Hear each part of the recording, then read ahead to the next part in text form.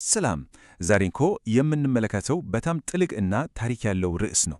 ይሄውም በዓለም ላይ ካሉ እጅግ ጥንታዊ የክርስቲያን ማህበረሰቦች አንዷ የሆነችውን የቆጵት ኦርቶዶክስ ቤተክርስቲያንን የእምነት መሰረቶችን ነው። ይህን የምናደርገው ደግሞ ቤተክርስቲያኗ በከፍተኛ ደረጃ በምትመራበት አንድ ወሳኝ ስነ መለኮታዊ ጽሑፍ ላይ ተመርኮዘን ነው።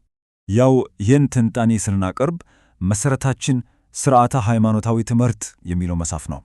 ይህ መጽሐፍ ደግሞ አስተምህሮን የቀረጸው በ20ኛው ክፍለ ዘመን የቤተ ክርስቲያኗ መሪ በነበሩትና በትምህርታቸው ጥልቀት በሰፊው በሚታወቁት በብፁዕነታቸው በአቡነ ሺኖዳ ሳልሳዊ ላይ ተመሠረቱ ነው።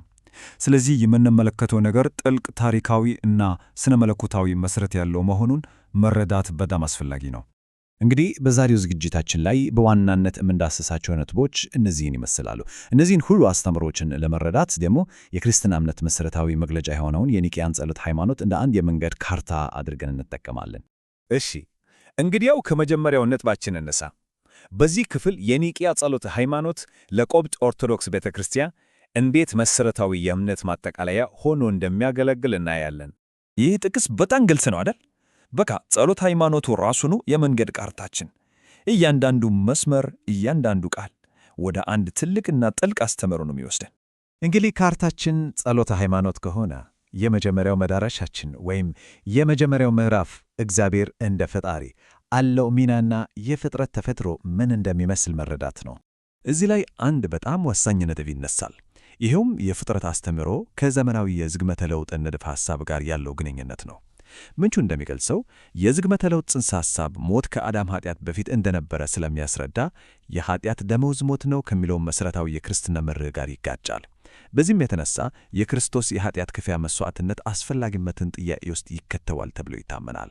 በዘፍጥረት መጽሐፍ ላይ እንደተቀመጠው ስድስቱ የፍጥረት ቀናት እግዚአብሔር እንዴት በሥርዓትና በዓላማው ሁሉን ነገር እንዳዘጋጅ ያሳዩናል። ከብርሃን መፈጠር ጀምሮ በቅደም ተከተል በማደግ በፍጥረት ሁሉ ቁንጮ በሆነው በሰው አፈጣጠር ይጠናቀቃል። ታዲያ በፍጥረት ማመን ለምን ይህን ያህል ወሳኝ ሆነ? እስቲ እንይ። አንደኛ፣ ክርስቶስ ራሱ የዘፍጥረትን ታሪክ በማጣቀስ አረጋግጦታል።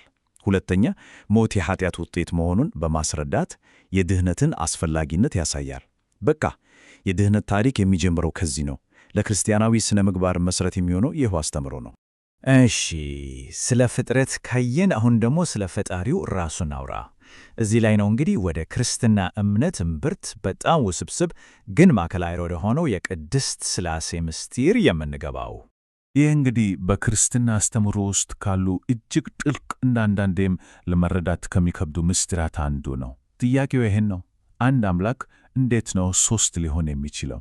ይህን ለመረዳት ቁልፍ የሆነ አንድ ቃል አለ፣ አካል ወይም በግሪክ ሃይፖስታሲስ። ይሄ ቃል ምን ማለት ነው? በቀላሉ ለማስቀመጥ ሦስቱ አካላት ማለትም አብ፣ ወልድና መንፈስ ቅዱስ በአንድ መለኮት ውስጥ የተለያዩ ማንነቶች እንዳላቸው ነገር ግን በፍጹም ማይነጣጠሉ እና አንድ አይነት መለኮታዊ ባህሪ ያላቸው መሆናቸውን ያመለክታል። ታዲያ ይህ እምነት ከየት መጣ? መሠረቱ ከመጀመሪያ እስከ መጨረሻ መጽሐፍ ቅዱስ ነው። ለምሳሌ ከዘፍጥረት ጀምሮ እግዚአብሔር ሰውን በአምሳላችን እንደ ምሳሌያችን እንፍጠር ብሎ በብዙ ቁጥር መናገሩን እናያለን። ይህ ብቻ አይደለም። በአዲስ ኪዳን በጌታችን ጥምቀት ጊዜ አብ በድምፅ ሲመሰክር፣ ወልድ በዮርዳኖስ ሲጠመቅ፣ መንፈስ ቅዱስ ደግሞ በርግብ አምሳል ሲወረድ ሦስቱም በአንድ ጊዜ ተገልጸዋል። እና ይሄ የሥላሴ አስተምህሮ በመጽሐፍት ብቻ ቀርቶ የሚጠና ንድፈ ሐሳብ አይደለም። በቃ በቤተ ክርስቲያኗ የዕለት ተዕለት ሕይወት ውስጥ የተሰገሰገ እውነት ነው።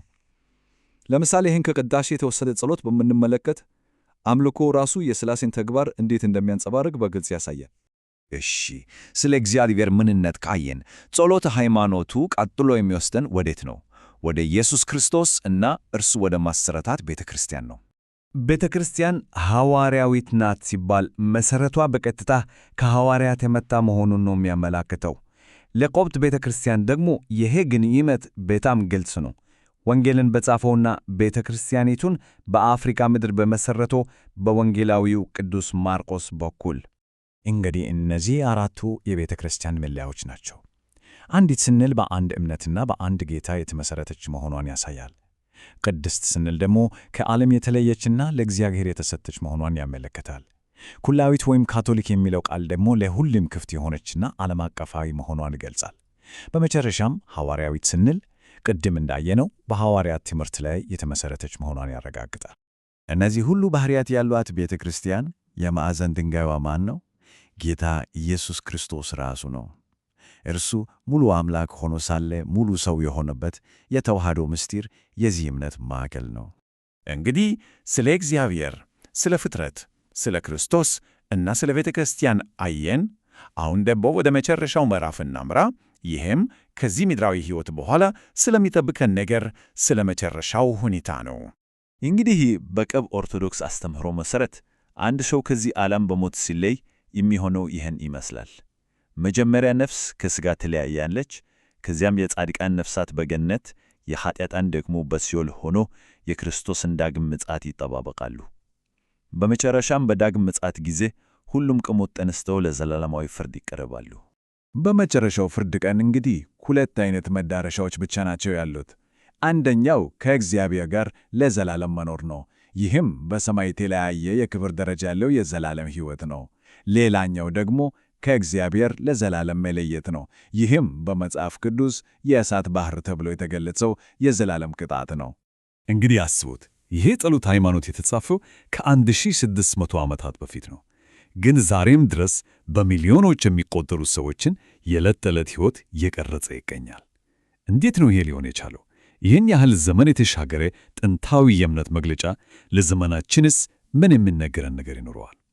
ይህንን ጥያቄ ያሰላሰልን የዛሬውን ማብራሪያችንን እዚህ ላይ እናበቃለን።